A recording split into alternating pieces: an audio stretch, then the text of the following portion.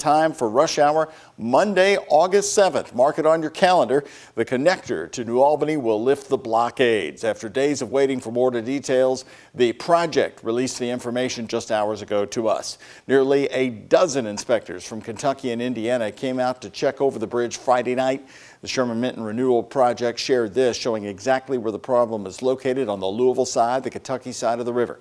The bearing of the top deck, which supports the Kentucky Approach Bridge. Now, Isaiah Kim Martinez is breaking down the big updates today.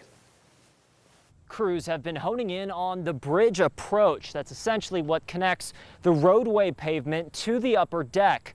Now, the question isn't just when the bridge will reopen to traffic, but whether an issue like this popping up late into a rehabilitation project should be concerning. Starting Monday, August 7th, the Sherman Minton Bridge will again be open for morning rush hour commuters to and from New Albany. The Renewal Project team telling us in an update they've finalized plans for emergency repairs. They say since the emergency shutdown 5 days ago, inspectors and engineers have worked around the clock to restore previous traffic capacity.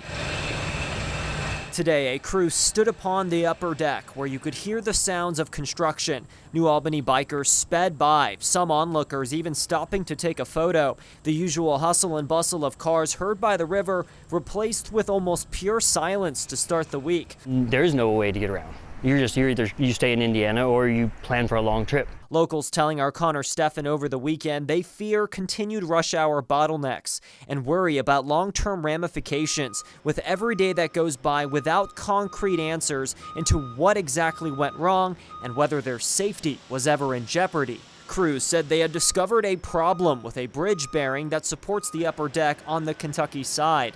They say they closed the bridge out of an abundance of caution. A Jeffersonville civil engineer unrelated to the project told us off camera for an emergency closure to happen in this stage of rehabilitation, the situation has to be serious. In New Albany, Isaiah Kim Martinez, WHAS 11 on your side.